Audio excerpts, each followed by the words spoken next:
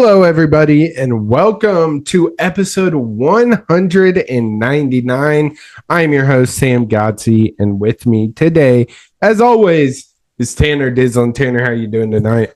I'm doing pretty well, Sam. I tell you what, I feel like we got about as good of a NFL super wildcard weekend, or I don't even know if they do the super anymore. I feel like we got as good of a wildcard round as we've ever had in the NFL this past weekend. A lot of good stuff to talk about. And, of course, we have our national championship set. Yeah, absolutely. Action-packed with football. That's going to be what majority of this episode is about. Actually, all of it. So let's hop right into it. On episode 199, Tanner, where do you want to start? I say we go in chronological order here, and we start with college football, and we talk about the semifinals. Yeah, absolutely. Kicked off Thursday, January 8th. And we had an awesome game between Miami and Ole Miss. Miami 31-27 beating the Ole Miss Rebels. And we need to talk about how awesome Carson Beck was especially with his two receivers that highlighted that offense, Malachi Toney and Keegan Marion. Absolutely incredible. Yeah, I tell you, for everything Carson Beck has gotten, rightfully so, I would say. I mean, I was pretty critical of him going into the year. He has, I'm not going to come out here and say, oh, he should have been the Heisman, he's the best player in college football. That's not true. But the fact of the matter is he put together a very nice year and took a Miami team to a top 5 rating at one point this season.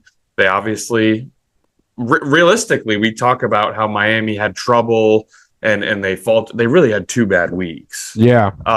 And dominated the rest of their schedule. And now we're looking at this. They're playing for a national championship, Sam. And this game was great.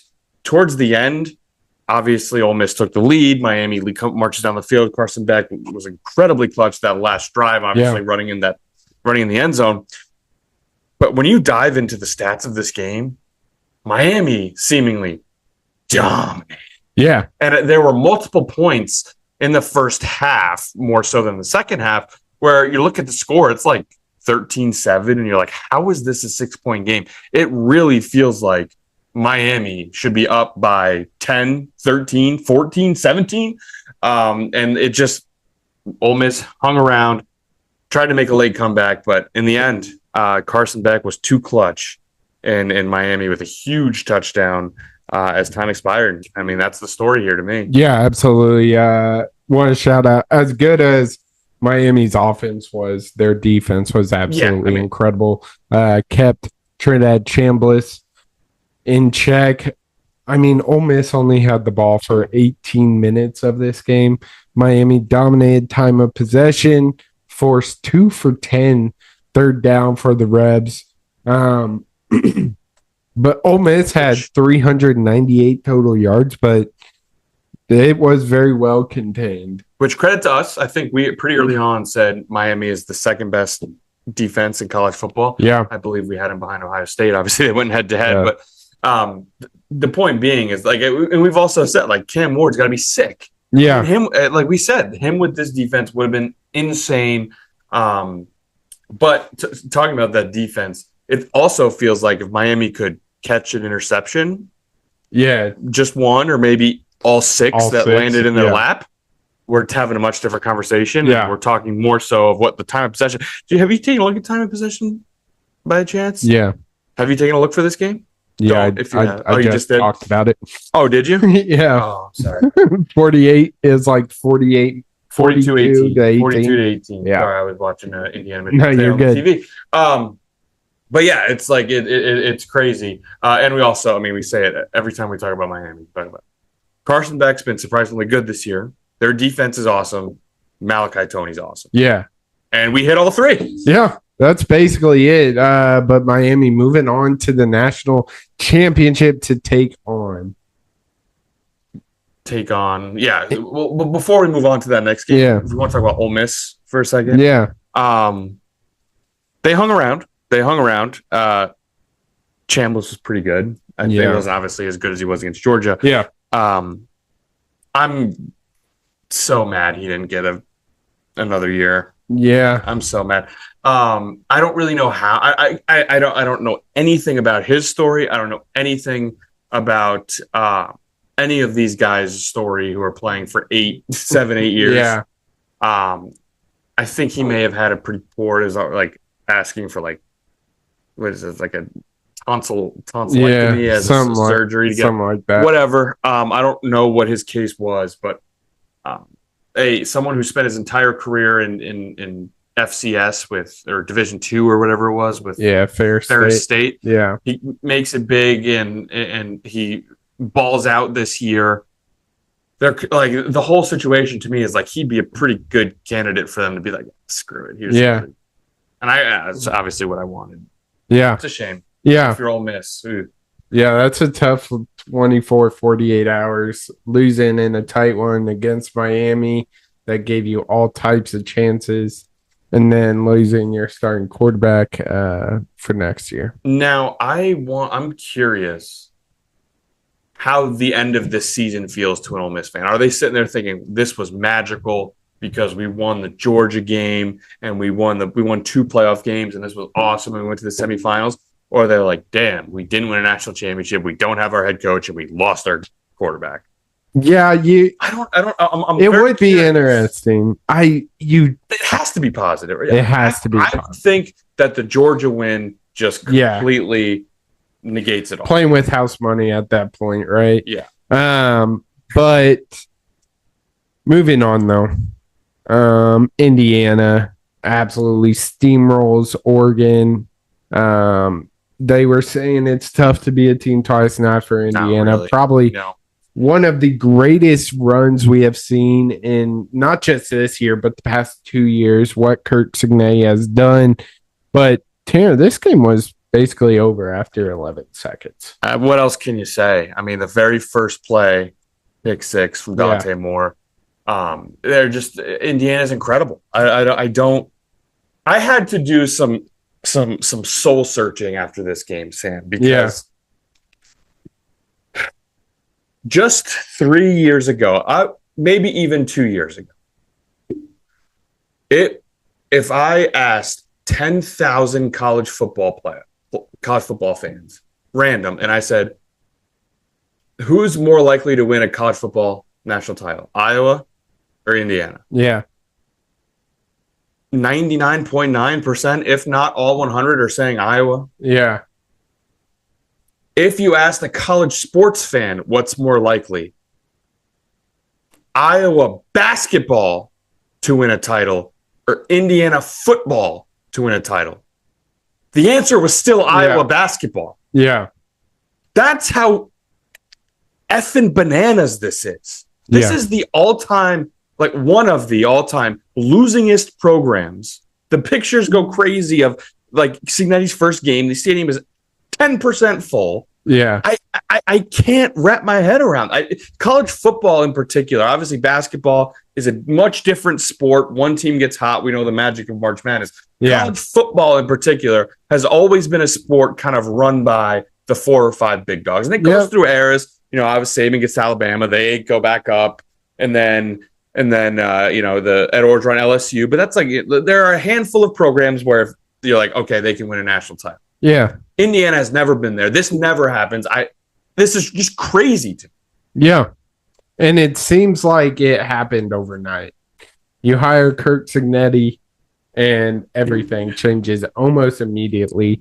I mean, we could talk about the ins and outs of this game, but Indiana is on a generational type season. Now, embrace debate. What gap is bigger? Indiana last year. So the team last year that made the playoff, got crushed by Ohio State, and then lost Notre Dame. That team is there a bigger gap between that team and like what Indiana normally is? Or this year's team and that team? Probably this year's team. That's what I would argue too.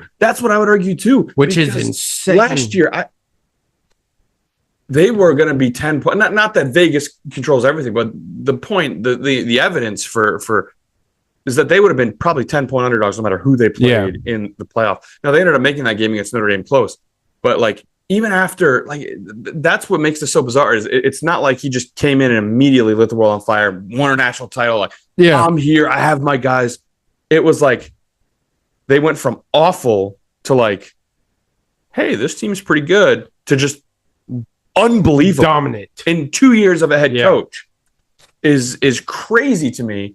And surely you've seen the talent disparity in this game. Yeah. Which I think we had talked about it. I had misread the stat to you guys when we were watching it.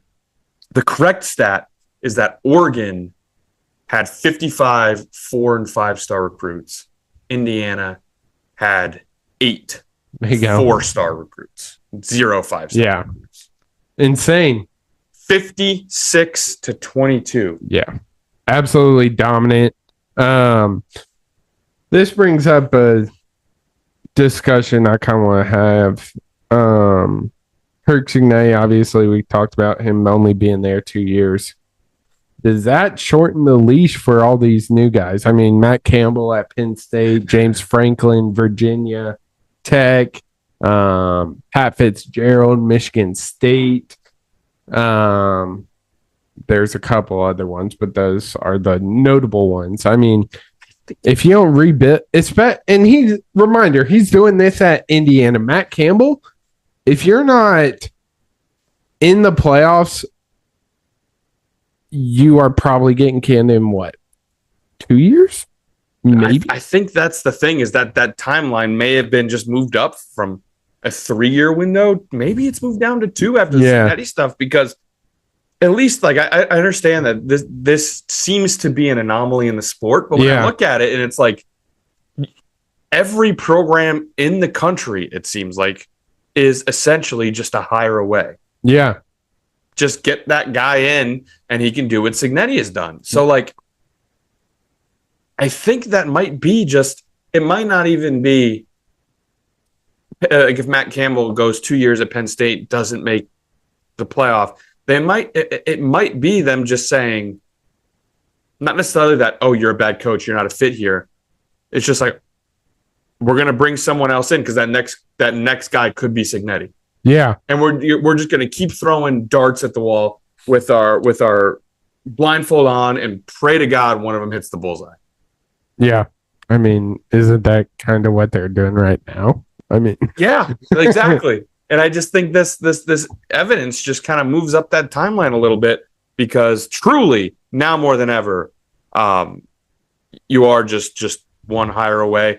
And now that they're good, now that Cignetti has proved, they're what? They're over a touchdown favorites to win a national damn championship.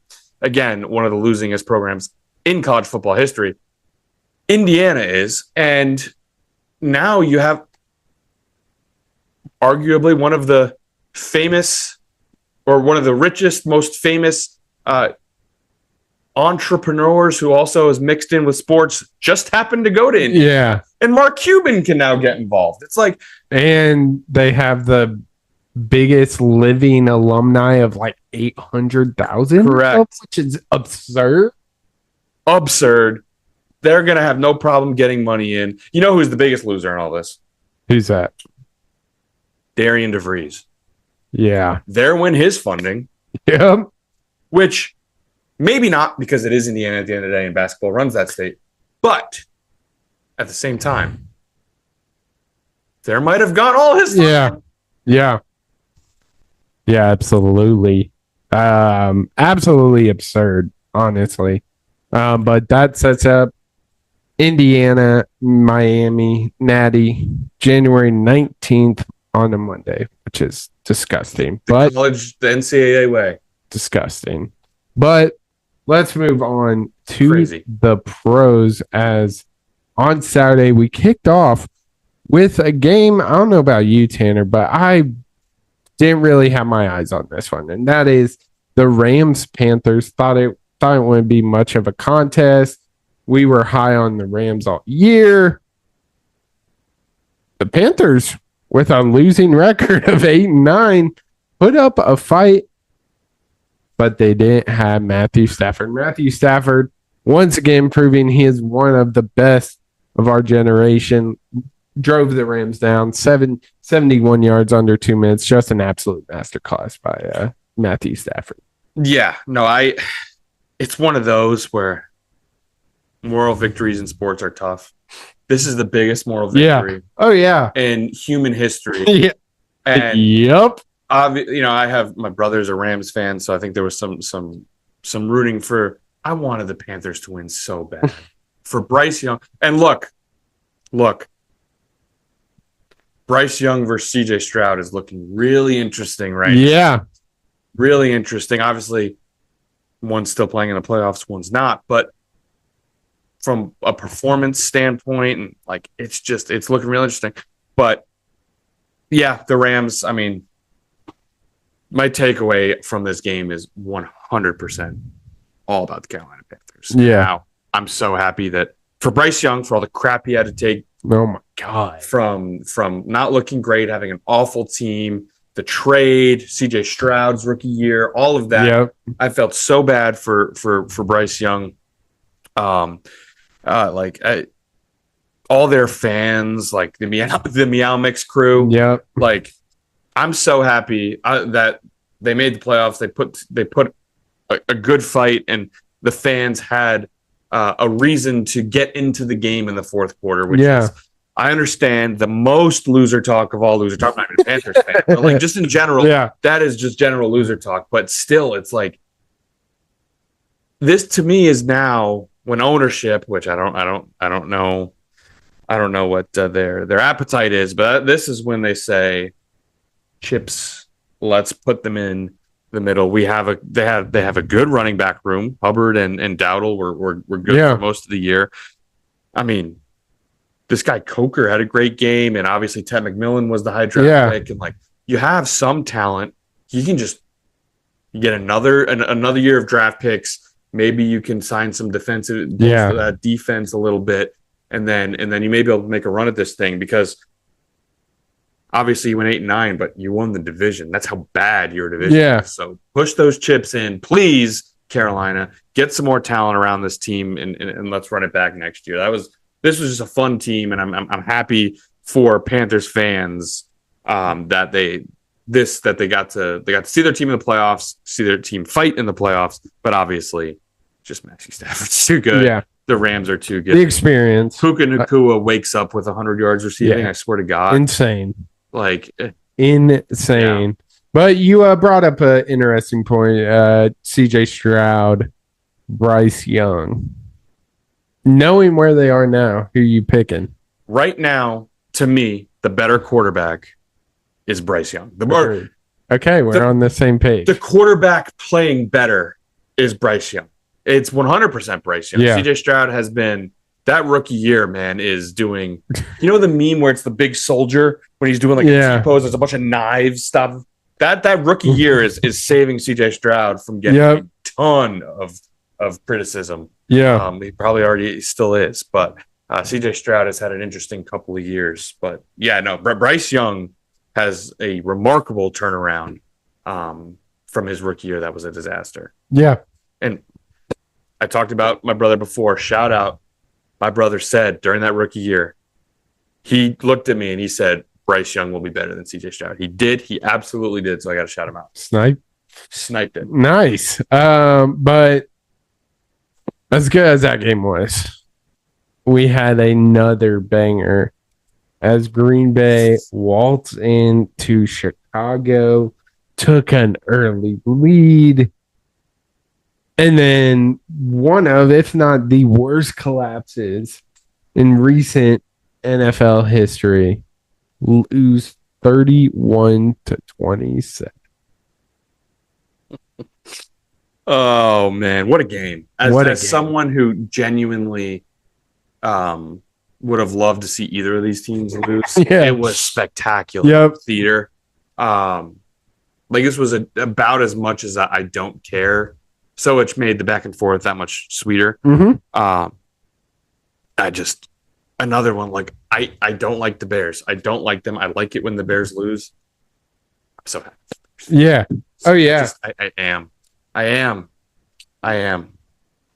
Yeah, absolutely. Yeah, I mean, I got to tip the cap. Y'all know I'm a D1 hater of Caleb Williams.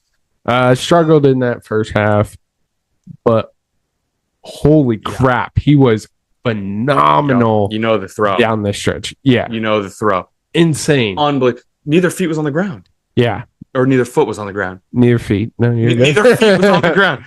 Neither foot was on the ground. Yeah. Like, oh my god, it incredible. There's a screenshot that is going around, and it's from that exact play. I believe the score at that point was 21-6. I think that was before the Bears scored the touchdown. Yeah. To get the previous touchdown. But there's like 5 minutes left. It's like 4th and 8, and Williams is running for his life. Yeah. And he's with the scoreboard, and you're like, this game's over. It's over. Yeah. It's like the Bears won this game.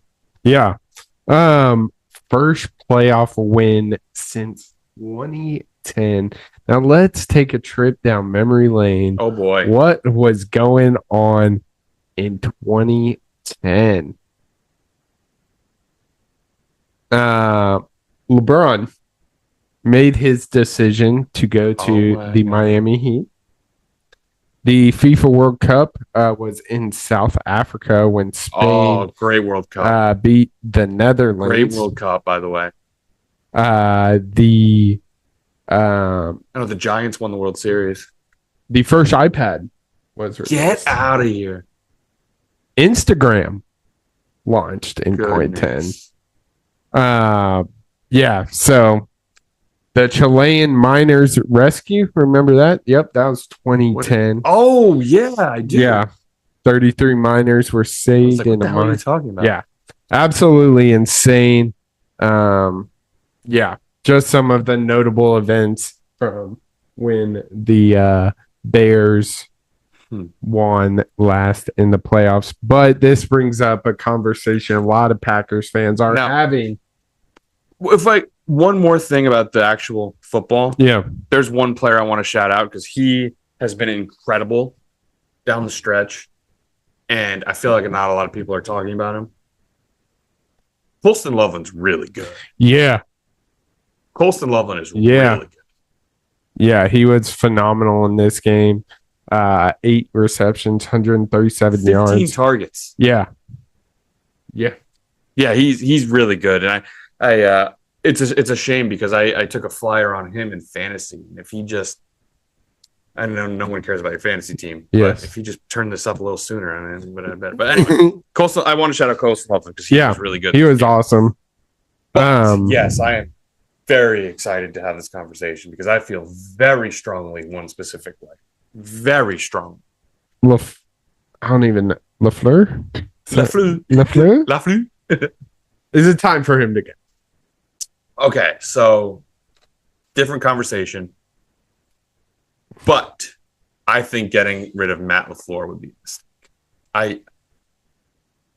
Every time I see Matt LaFleur on the sidelines, I'm just like, shit, we gotta face this guy again. Yeah. And as a fan of a rival, if the Packers fired LaFleur, I would be happy. Yeah. So I think that is your evidence that he's probably someone that you should keep around. Yeah. Now, I do get the argument that maybe the relationship has gone stale and there needs to change the scenery on both sides, but I think he's an incredible football coach.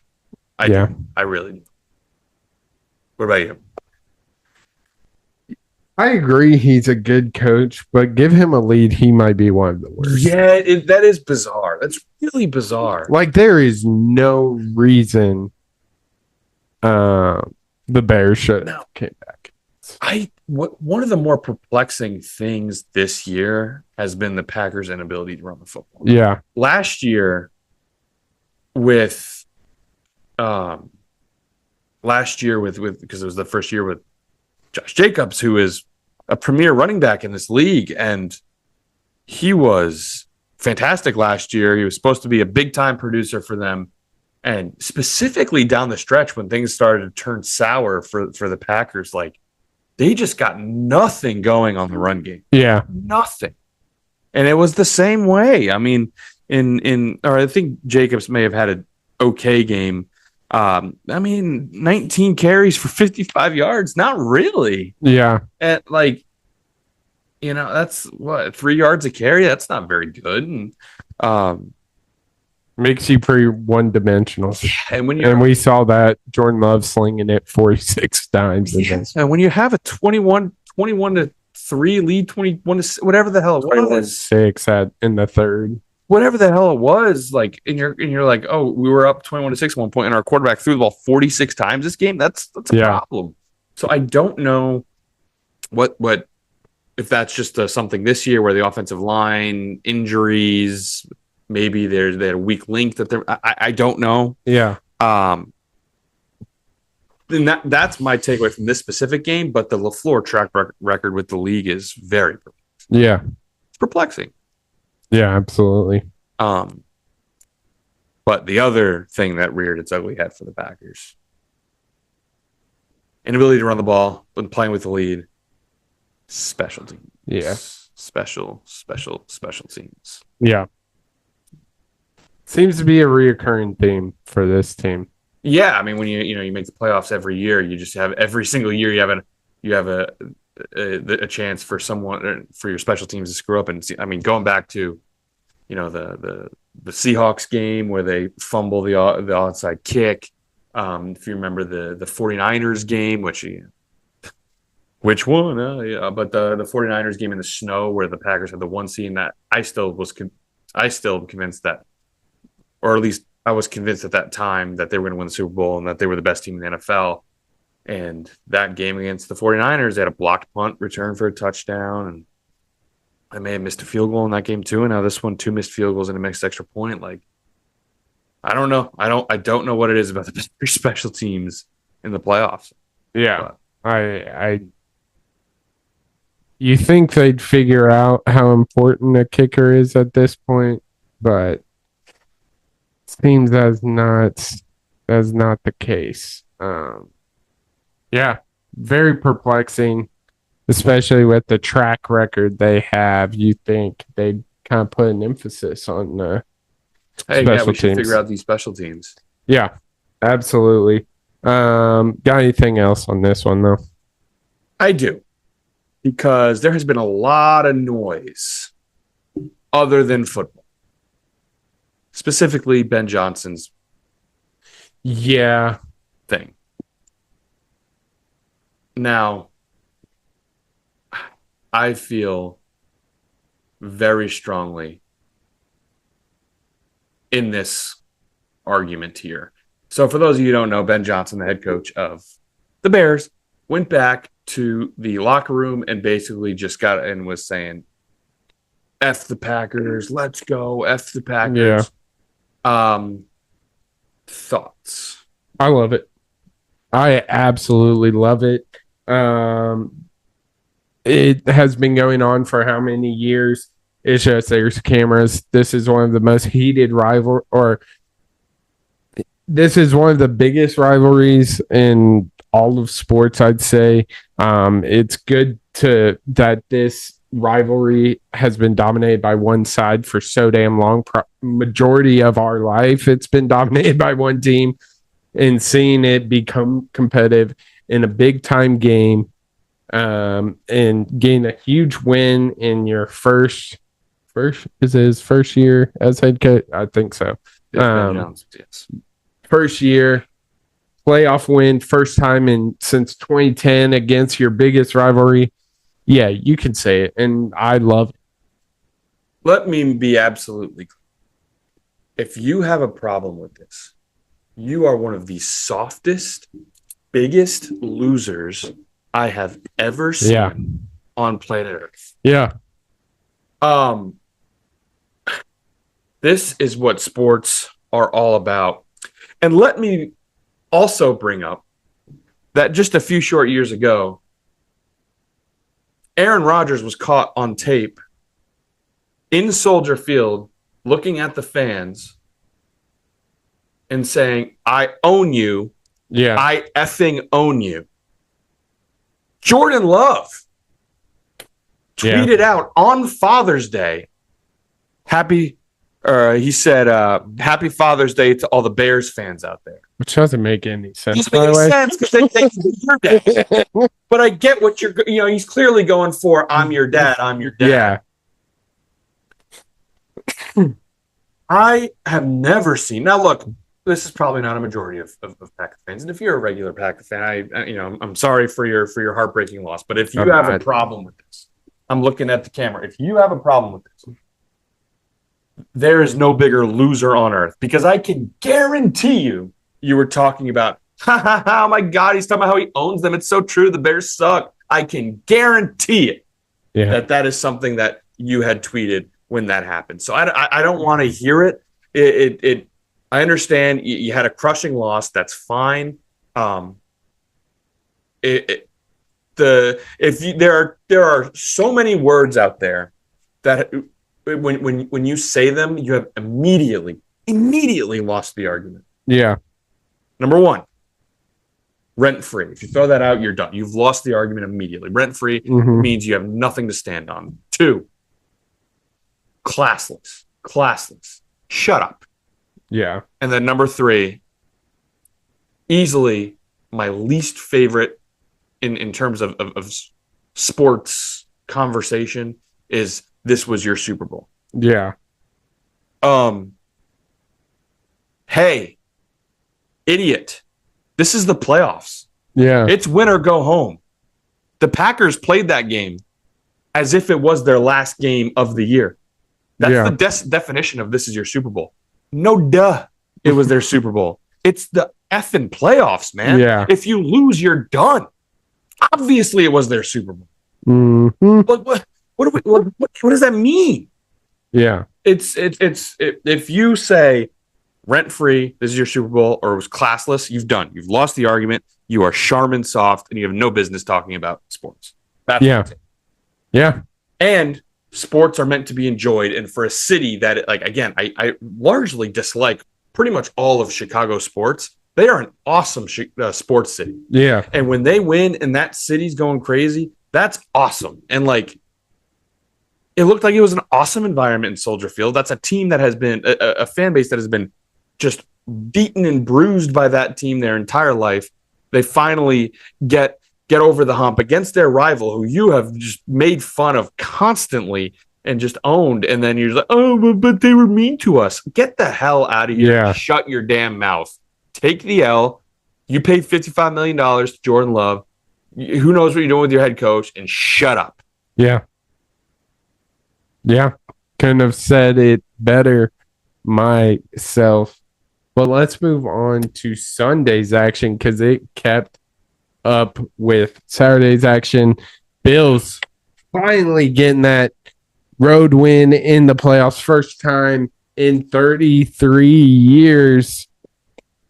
Bills beat the Jags 27-24, and Josh Allen was the name of this game. Came up with some clutch plays down the stretch, including a fourth down play, gained 10 yards on a sneak, setting up to find Brandon Cooks for 36 yards just before that 2-minute warning, and capping it with 1 yard touchdown. Just absolutely masterclass from Josh Allen. Yeah, no, I had three things I wanted to talk about this game. Maybe four, but like 3 and 4 like combined. Number one was Josh Allen. You mentioned him. I mean, what else can you say? Responsible for for 3 touchdowns. All 3 touchdowns. All 3 touchdowns, might I add. But he was Superman. He was Superman, and I can guarantee you, people in Denver are like, kind of shaking in their boots a little bit now that Buffalo and Josh Allen, we got to play them in the divisional round. But anyway, that's number one. You nailed that. Number 2, I wanted to have a conversation with you. I don't know if you're able to catch the end of this game, because what happened was Buffalo was down 24-20. They had the ball with about 40 seconds left on the one. And I went back and forth in my head about 3 or 4 times. I believe Jacksonville had all 3 timeouts. Yeah. Where it's like, do you need it? or like go down at the because the problem with kneeing is you lose a yard. Yeah. Do you like take the snap and just like fall forward but not in the end zone? Yeah. Try and get them to use their timeouts.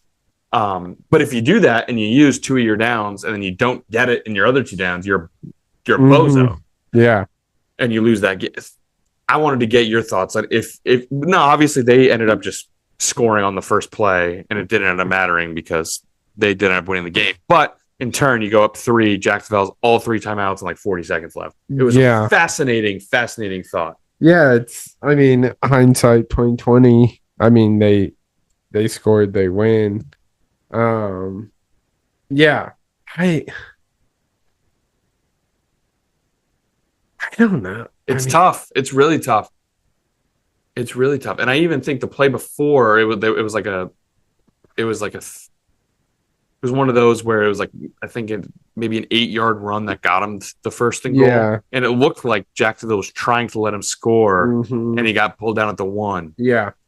And I remember seeing some conversation online. It's just like, because again, it's, at the end of the day, you'll probably end up, even if you decided to either knee it or waste some of those Jacksonville timeouts, you'll probably get in if you sneak it once or twice. But like, you're taking 4 chances to sneak and you're putting it down to 2. Yeah. If you waste 2 of them and don't get it on the other 2, like your coach is fired. It's done. There's no coming back from it. Yeah, I think I would believe Buffalo had timeouts too. So if they didn't get it, they could call a timeout. Yeah.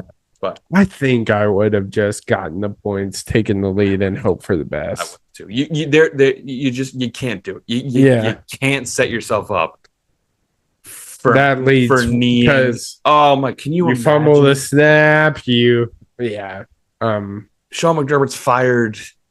Before he gets the he's fired by the reporter. On field. Oh, by the way, they're firing you. Yeah, like you just couldn't do it. So I agree, but I thought that was fascinating. Yeah, absolutely. But we talked about Buffalo and how they won for. Let's talk about the other side, because this Jaguars team was a team that a lot of people weren't too high on. Early in the season, it looked like the Colts division to lose. Jacksonville goes on this awesome stretch to end the season, won 8, I believe, straight. If you're a Jags fan, how would you rate this season? Obviously, winning this game would be the A+. So I'd probably say A to B minus A. It went about as well as you could have hoped, and like it's so tough because in the NFL, like next year, you're telling me if the Jags go 4-13, you'd be surprised. Like it's just how it goes. Yeah, you know what I mean.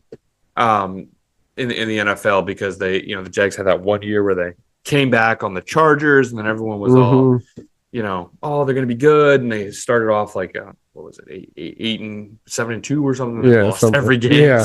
Yeah. To me, there's no reason why Jacksonville should not be really good next year. Yeah. I mean, if you look at the head coach, he was the offensive coordinator for Tampa last year. Tampa has been a pretty good football team over the past couple of years. Their offense, I mean, obviously everyone and their mother got injured for them, but looks like they were missing him a little bit. And Jacksonville has this turnaround, and their wide receiving core seemingly just like is really, really good. Yeah. Imagine preseason if I told you that like Brian Thomas Jr. might be their 3rd best wide receiver. I mean, PJ Washington is a basketball player. Parker Washington was phenomenal in this game. Yeah. They ended up going out and getting Jacoby Myers, who's been good for them all year. Like they have a lot of they have talented guys. Obviously, Etienne and Lawrence, the Clemson boys, have been there for a long time. Like I don't see why they wouldn't be good next year. Yeah. That especially in that division. Yeah, exactly. And that would cause me, as if I was a Jaguars fan, to be encouraged. Another, like, less so than Carolina, but another moral victory type of game. And I'm not the only one that feels that way, as a reporter made it very known that she also feels that way, which, of course, led to a lot of controversy. Have you seen this? I don't think I have. Got it. Okay, we are going to watch it right now live. And I want to get your reaction to this. Oh, yes, I have. Got it. Yes, I have. Duval, the compliment lady. Yes, the compliment. I know a lot of people are upset. Don't really know why. I can see why, but from what I know, she's been covering the Jags for like 30 plus years since they started. Yeah, they're 30. It's like 30-year-old. Would I have done it? Probably not. It's weird. It's a little weird. But when I listen to it, my immediate reaction is, "Oh, that's nice. That's nice. That's yeah, nice. That makes me feel good." It did make you enraged, like some people on X. I mean, it was insane. The Big J's. It was insane. Taking time away from actual questions. Yeah, because people really want to know what he was thinking when they were down. I wish I had an original take on this. I don't. The best take I saw was from Mark Titus, of Barstool Sports, which was basically shout out. Which was basically that, like, the thing that makes me the most mad about this is the Big J journalists who think that their job actually matters. Yeah, but you think that their job's important. Mm-hmm. It's not. It's not important. You're not a reporter to unearth deep corruption within a city or a crime. You're not saving people's lives. You're writing about why a coach decided to go for it on fourth down. That doesn't matter. And the thing is, they're never going to give you 100% honesty. They're not. I guess part of me can understand. It comes across as very what's the word I'm looking for? Hunky dory, of like just very like not serious. And I understand if that's your job and someone's coming in and be like, but at the same time, it's like how anyone can see that and not just be like, oh, like that's nice. That makes me feel good. It's beyond me. Have you seen Stan Verrett? Yes. Yeah. Crazy move. Yeah. Crazy move. So Stan Verrett, I don't know if he's still in ESPN Sports Center anchor, was in the golden era of Sports Center. He released like 5 tweets, all of which were like 3 or 4 sentences about this, and it's like, it's not that deep. She was being nice. She loves Jacksonville. They had a great season, and like that's where this starts and stops. Like, that's all it is. And no one cares about your whoever from Fox Sports Jacksonville who didn't get to ask why Liam Cohen didn't, why instead of why he threw an out route instead of a go route. Yeah. Like, who the hell cares? Yeah. Yeah. So I'm glad you brought that up, because that's definitely a trending conversation right now, for reasons I don't really understand. But by the way, my favorite thing about the Stan Verrett thing is his very last one. Yeah. He made sure it was like, oh, and by the way, like I don't care about this. Yeah. Mm-hmm. Sure, buddy. Sure. But moving on, 49ers take care of the Eagles 23-19. This game kind of sucked. I know the score is what it is. It looked competitive. The Eagles are extremely sad. End up firing their or not firing. They're moving in a different direction. They're moving in a different direction, I think I believe was the quote. Is how Sirianni. Yeah, I think that's the exact quote that but I don't really have a sad Eagles offense like it has been. AJ Brown hates the Eagles organization. Not a good problem, like a bad problem. Yeah. So I mean, it's my only thing is that it's just like it's God's plan. Yeah. Surely you've seen the comparisons. We've talked about them on the show. I think 2022 The Eagles, very good. I believe they were, I think they were 12-4. I think they were 12 or 13-4. Maybe I guess. Yeah. I don't know how many games they played in whatever, but they were 12-4, 12-3, 13, whatever the hell they were. Yeah. With I believe Shane Steichen was their offensive coordinator. Yeah. Shane Steichen. They go to the Super Bowl. They lose to the Chiefs. Close game. The Eagles were really good. Shane Steichen gets hired away to the Colts. They hire some other schmuck. Yeah. Do you happen to know what they went that year? Going off the top of my head. 11-6, and they lost to the Buccaneers in the wild card round. So 11-7 out in the wild card. Yeah. 2024, they bring in Kellen Moore, right? Kellen Moore. Their offense gets really good. They go 12-4, 13-4. Yeah. Waltz the way to the Super Bowl. They win the damn thing. Kellen Moore gets hired away by the Saints. They bring in this Kevin Patullo guy. Yeah. I'll give you one guess at what their record was going into this year. What was it? I'll accept. You don't have to give me the numbers. Going into this year, going into the playoff game. 11-6. The same as the year they had the other schmuck. Yeah. 11-6 with a loss to the 49ers in the wild card. So next year, they're getting the Super Bowl. What's that? You're frustrated with Kevin Patullo. He's gone. You don't have to worry about that anymore. And then frustrated with AJ Brown. Yeah. Frustrated with AJ Brown. Yeah. One of the weirder stories I've ever seen. Yeah, and like I don't really understand. I believe it or not, I'm not constantly watching the Eagles headlines, but like he supposedly hates everybody except he did give Cooper DeJean like a signed jersey after his game, which is Cooper DeJean's a cold ass white boy. True. Who hates a cold ass white boy? Nope. But yeah, crazy.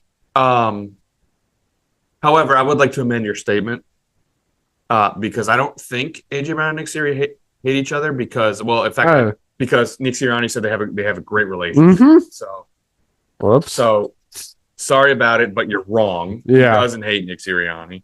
I think he definitely hates Jalen Hurts for some reason. And he was like, not only is the off the field stuff a major issue. It's one thing if he talks all this crap, looks like he's depressed, and then just goes out and puts up 8 receptions for $140 and a touchdown. He was awful. Not today. On Sunday, he was awful. Yeah, a huge third down drop, nowhere to be found most of the game. Like it clearly affected his play. He does not want to be there. I would be very surprised if AJ Brown is in an Eagles. Yeah, I would be very surprised. And if I'm an Eagles fan or if I'm the Eagles GM at this point, it's like I think it would be a stain on the organization if he's on the Eagles next year. Someone who acts like that and it shows up in his play like that, you have to get him. Yeah, and I think they will. He's still 28 years old. Someone is going to offer you a good package. He will be covered. Yeah. I don't really have much on the 49ers, so I want to bring this up. Did you see the kid, the Eagles fan? Are you talking the practice facility thing? No. Oh, no. Okay. Have you seen this? I don't think so. Oh, it's so good. Let's see this.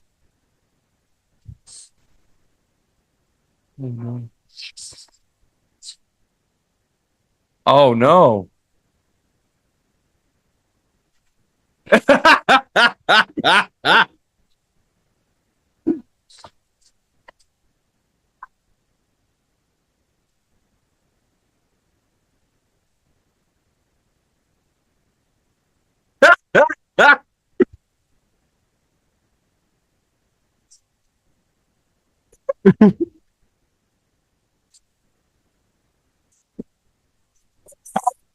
Shout out Sam Salvo, absolutely Sam legend. Salvo.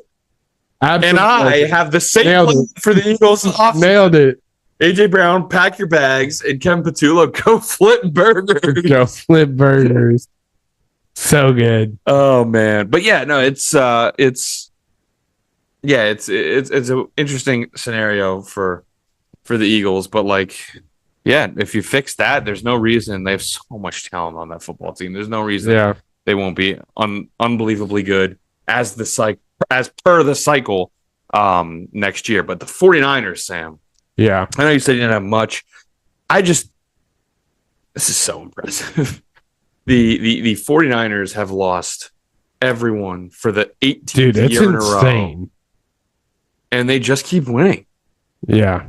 It's incredible. I mean, it's like every year too. It's especially prevalent this year because I swear everybody at some point was injured on that team. Unfortunately, our guy George Kittle is not going to return this year for his Achilles, which sucks, but absolutely baller move. Way end of the season and probably going to creep into next year. Yeah. Like he's probably done for next year. But I love the fact he just had a whole bottle of tequila and saw that someone. Yeah, that's so reporting. A bottle of tequila has been brought in. We don't know where it is, but it is now empty. Rossini. Yeah. No, it's incredibly impressive. I have a stat for you. Hit me with it. Juwan Jennings. Yeah. Juwan Jennings. He threw the game-winning touchdown to Christian McCaffrey.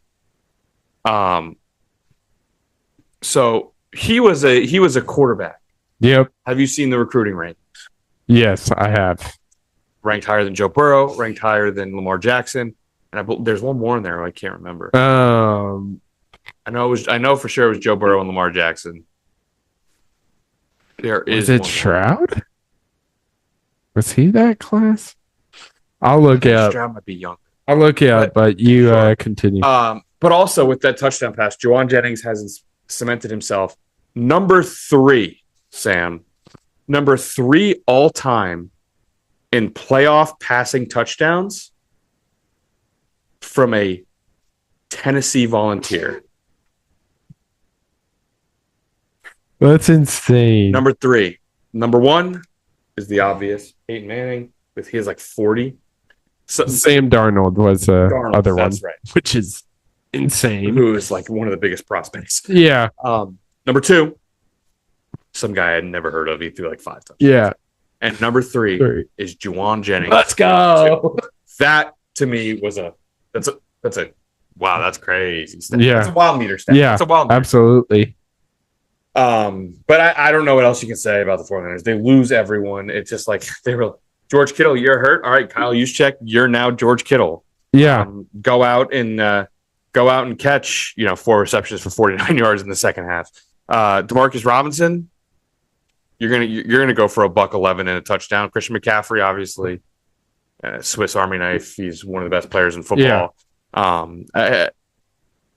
I don't know what else to say. Kyle Shanahan, this is his. Everyone keeps saying it, and I agree. This is his best coaching job in a long time. It's amazing. This is crazy how they keep winning games like this. Kyle Shanahan, what a coaching job! They got back their defensive coordinator who coached the Jets for a while. Oh my gosh, why can't I think of his name? Baldy guy. Yep. Robert Salah. Rob Salah. Very nice. Yes, yep. They got back Rob Salah, that defense. Eric Kendricks. Yeah. I got like, jump scared by like a franchise legend who I didn't realize was still in the game. Yeah. Out here played really well for the 49ers. It's one of the more shocking team performances given the injuries and everything stacked up against the Niners. Really impressive. Yeah, absolutely. Do we want to talk about the viral tweet regarding the 49ers? The practice facility. Yeah. It's worth mentioning. All right. Shout out Peter Cohen. He basically found out that There's a low frequency electromagnetic field that can degrade collagen, weaken tendons, cause soft tissues. We have a real world case study basically saying that the 49ers practice, they are statistically the most injured team in the NFL since moving to the stadium, top 5 in adjusted games lost for 10 of 11 seasons, 7 to 8 Achilles patellar ruptures, 40 plus major hamstrings, calf tears, high ankles, syndesmosis, some fancy word I don't know, and basically he's attributing it to this electromagnetic field. Pretty interesting, way above my understanding, but yeah, it went super viral. It has 22 million views. Will Compton, Bussin' with the Boys, said deserves 1 billion views, but yeah. Anything else on this game? I've heard worse theories than that. I Yeah. mean, everything he's saying checks out. I saw some doctor come out and say that, like, obviously a doctor would be like, no. Yeah. But he said something how like that frequency is common use to help heal injuries, which I don't know. Is it by the practice facility or is it by the stadium? I don't know where their practice facility is. I just don't know if it says it in the. But it says where they play. The stadium. Okay. But there is like a facility to south. I would doubt it's next to each other. I'd imagine it's yeah, a good half an hour. Yeah. Oh, a huge facility. Mm-hmm. But anyway,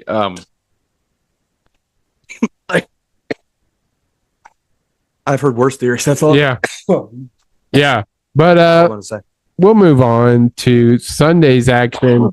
And this is where we died down a little bit as Patriots beat the Chargers 16-3. Don't really have much on this one. If you have anything, jump in. But it's the same story with the Chargers. God protect Herbert. He was sacked like 6 times in this game. Herbert was running from his life. I've seen a lot of people draw conclusions about Herbert. I don't know what it is about this guy that makes people say he's either Tom Brady or he's you and I out there. He's clearly very good. This to me is not like oh my God, Chargers, how are you wasting? Like their entire offensive line got hurt. They have 2 stars on the offensive line. They got hurt on like opening day. Mm-hmm. I think their offensive line is just it was just too injured, and the Patriots have a good defensive line that feasted all day. Like that's all this was. And you just gotta make sure your offensive line's healthy. Maybe the Chargers need to get a little bit better offensive line depth, but I thought the Patriots were going to win this game, and obviously they did. And I don't think their offense was all that impressive at all. Just their defense was awesome.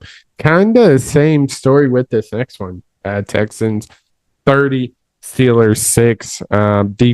Defense. 175 yards for Pitt in this one. Rodgers pick 6 to end game. But yeah, that's kind of it. I don't really have much on that one either. Kind of a boring Sunday slate or a Sunday Monday. I think the Texans defense might be the best unit in the NFL. Yeah, not the best defensive unit, the best unit. They were incredible. Now the Steelers famously have some offensive ineptitude. But I just, like you said, 170 yards, 2 defensive touchdowns. They had a scoop and score and a Rodgers pick 6. Yeah. They're so good. Yeah. 6 points given up. Danielle Hunter, Will Anderson, all these guys coming off the edge, the Stingley in the secondary, Trey in the secondary. They're incredible, dude. They have guys everywhere. They're impossible to block and put they're great. There's not much I can say that hasn't been said about this Houston team. And CJ Stroud, I don't think was very good. No. Their offense was not impressive at all. You take away those 2 defensive touchdowns, it's a 16-6 game. Yeah. Yeah, nothing too crazy, but yeah, with that Texans defense, I would say if they get anything on offense, which is obvious, if they get anything on offense, they're going to be a really tough team to beat. But even then, they're hard as hell to beat now because that unit is just so good. Yeah, absolutely. But that kind of leads to my next segment because Mike Tomlin has stepped down as the Steelers head coach after 19 years, never a losing season. There's that.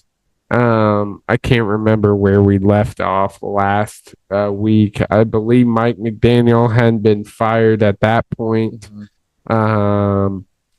The Eagles offensive coordinators open. The Chargers OC's open. Cowboys DC also open. I don't know if we mentioned that. But dog Eberflus. Where does this give me? There's a lot of job openings right now. I'm not gonna have you rank all of them. Give me your top 5. Okay, number 1 I think is very easy.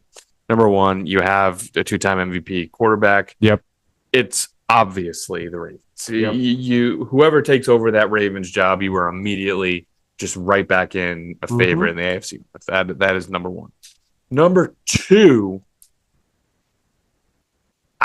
oddly enough, I think is going to be the New York Giants. Yeah. Because they have the important things. They have a quarterback. They have a stud young wide receiver. You know, obviously I wouldn't call a stud young running back necessarily an important thing, but it's a luxury. Yeah.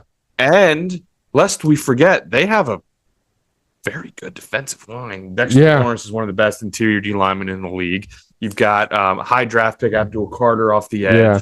Kayvon Thibodeau, high draft pick off the edge. I mean, they have a lot of dudes, and then they traded, of course, for Brian Burns is his name. There you go. But they have a good defensive line. Secondary leaves a bit to be desired, but they have a good defensive line and they have a good offensive pieces. To me, that is a coach's dream. Yeah. And if history is any tell, the minute they are even remotely good, you're going to win a couple Super Bowls, and then they'll be right back to being awful. So, there's that. Number 3, I would probably go with the Pittsburgh Steelers. The quarterback is a problem, not having one. Yeah. You have a put together defensive unit. Yeah. Obviously, if history is any tell, you have elite job security. And you have a put together defense. You have all, Jalen Warren's pretty good. DK Metcalf's pretty good. There are pieces there where you could see them if they run into the right quarterback that they would be a really good team. Yeah. So obviously not having one is very, very troublesome, but I do think that is a attractive job. Now 4 and 5 are interesting because what else is there? There's the Browns is out there. There's the Dolphins. Yeah.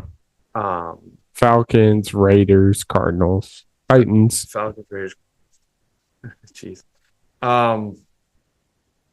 Number 4, I'll probably go Falcons. Just because, again, I think there's a lot of talent on that team. I don't think they're quite as set up as the Giants are. I think Michael Penix is pretty good. Yeah. I think Bijan Robinson is really good. I think Drake London is really good. And I think, again, I can't quit Kyle Pitts. I think Kyle Pitts is good. Yeah. I think they have pieces. I don't think Michael Penix is I don't think he has the upside Jackson Dart does, but I still think he is a good and can be a good quarterback in this league. And there are a few guys on defense that are pretty good. AJ Terrell's still there, I think. They still got some guys. That's a team that I think everyone in the NFL thought should have been better last year than they were. Yeah. So a change of the guard at head coach, I think, can do wonders for them. And then I think at number 5, I think I'm going to go with the Tennessee Titans. That one's more of a project, but Cam Ward looked good. Yeah. Cam Ward looked good. And I think you'll have a little bit of grace given you have Cam Ward there and like nothing else. Yeah. So yeah. And with some of the other teams like the Browns, the Shador stuff is like I know that the defense is very good, but like I don't like having to deal. First off, you have to deal with the Watson contract. Yeah. And you have Gabriel and Shador. Where are you going to go there? I think Shador was the better option. Maybe I don't think Shador was amazing, but like he was the better option. Yeah. Not much on offense besides them. I don't envy that. The Dolphins, I do not envy the Tua thing at all. The Cardinals have a big decision to make on Kyler Murray. I don't envy that at all. And then was there another team that I was missing? You got the Browns, Dolphins. I don't think Dolphins. Yeah, it was the Dolphins. Raiders. Raiders have legitimately nothing. Like there's not a thing. I guess Brock Bowers maybe, but like tight end is The Raiders have nothing, so that's not attractive. The Tua thing just scares me. Yeah, it's gonna be like $60 million.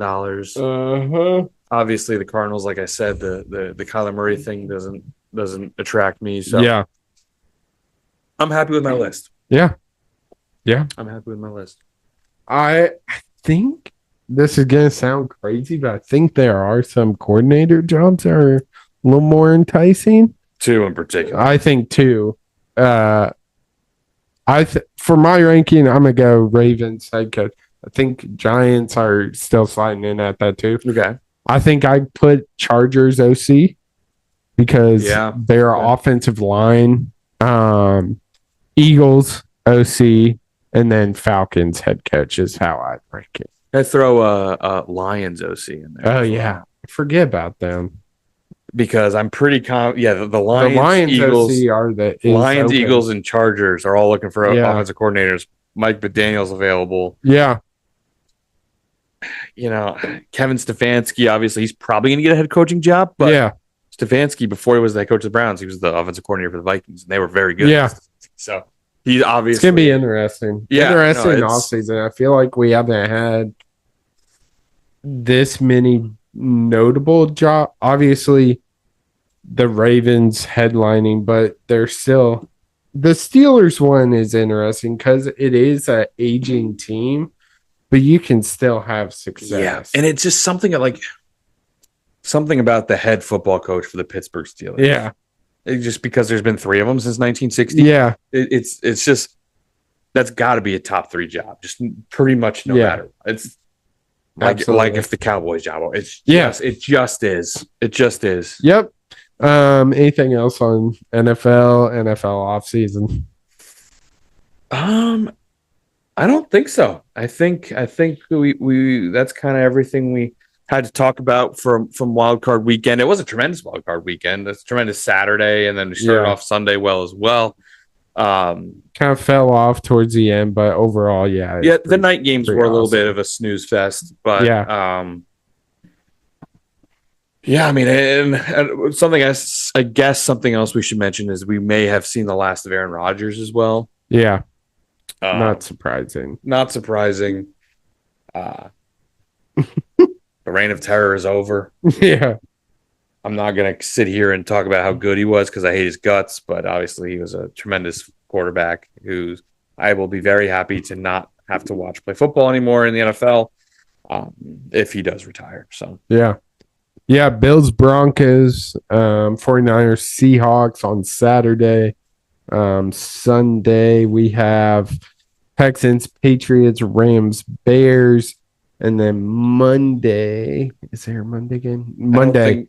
We have Miami, Indiana for the net. Oh, that's right. Yeah. So, a lot of good games.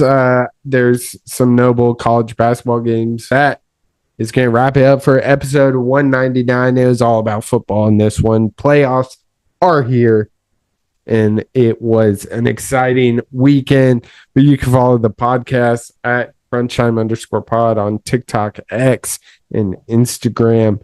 Make sure to comment, like, and subscribe on the YouTube Crunch Time with the N326 Steel. The clock has run out on this one, but we'll see you on the next one on Crunch Time. I'll see you.